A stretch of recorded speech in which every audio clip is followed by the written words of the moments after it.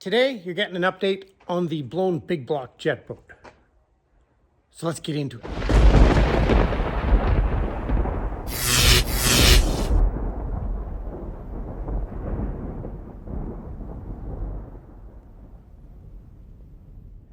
Now that I have finalized everything on the red jet boat with the Ford big block, just a couple of wires and got to change the tires on the trailer. And then I would like somebody here when I flash that thing up, like Mr. White or my friend Doug. I like an extra set of eyes because of all the wiring that I'm not familiar with. So if something's melting, I'd like someone there to watch it when I turn the key.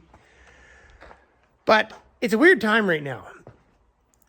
I worked last week driving gravel trucks for one day, and then they had no work. This week, I worked one day, and they have no work again.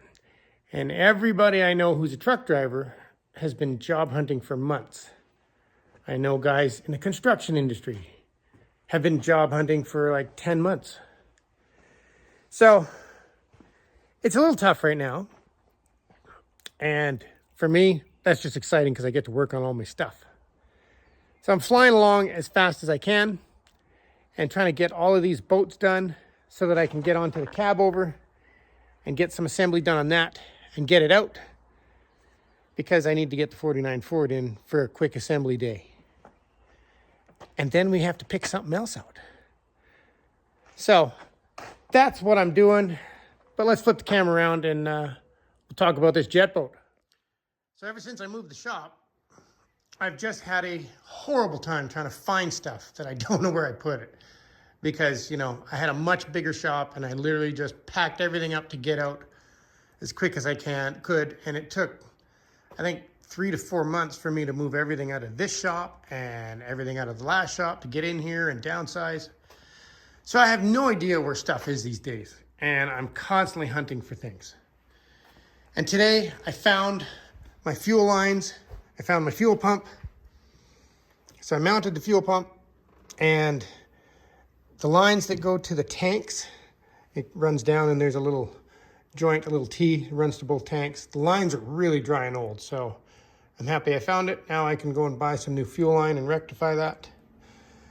But we have that solved, have the belt tightened.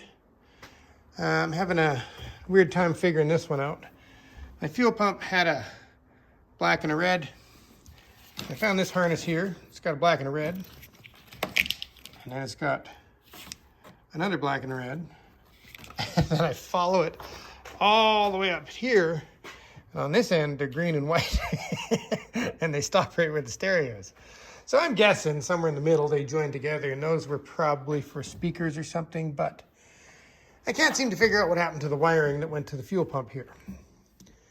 So I'm gonna have to trace through all of that mess, figure it out, because the whole boat's been rewired.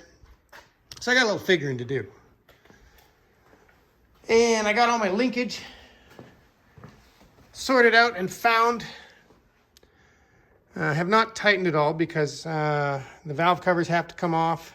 I don't know if I'm keeping these valve covers. These are just cheap aluminum ones that they came with these Allen head bolts, and they're supposed to have a washer, and I have no idea what happened to the washers. And you can't even buy the washers that small that fit these. Nobody can get them. And without the washer, they're too long. They actually bottom out into the engine.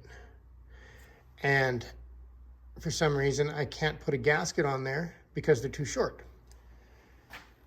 So they're making me so angry that I think I'd like a different set of valve covers. You know, something a little more quality. And that means taking the headers off, and it's lots of fun. It's not a big deal, but fun. I learned something new. This stud and this nut. These nuts on the supercharger are aluminum nuts. They're a 7/16 fine thread. Nobody around town, BC Fasteners, who does nothing but nuts and bolts, can't get them. I went to the parts stores, they can't get them. I looked online, and there's nuts for these things that are aluminum, anywhere from $7 American up to $14 American per nut. And I called Mopac. They have the stud kits in stock for $103 that comes with a stud and a nut. None of them say fine thread on them, so I might just change all of the studs out with whatever nuts come with them. So I have those on order. They should be here in the next day. But ARP only makes these studs in anodized red or blue. You can't get them in just, you know, raw. Makes no sense to me. So my options were red or blue, and I thought, well, I guess we got red there. So I picked red. It's gonna bug me though. And I guess I have red and blue here, but yeah, it's just weird to me. So then I have a couple of hoses that are supposed to, you can see those hoses up there. They run around here with a lever that open a valve, and they run water somewhere, I can't remember, right into the bottom of the headers because they cool the headers, I believe. So I'm going to have to route those and maybe get some more hose for that. And we're very close. Then it's interior time, and I'm on the fence right now. I'm kind of thinking I want to go for it. I need 2 amp kits for the stereo, and because I haven't been working, I really shouldn't be spending any money, but I would really like this just 100% done. Oh yes, I forgot. This is all along here and down there. That's an underglow kit off Amazon. And I decided it's gonna light up all the engine. So I get it all mounted with 2-sided tape. I hook it up to the battery and only 3 of them work. So that's gonna drive me crazy.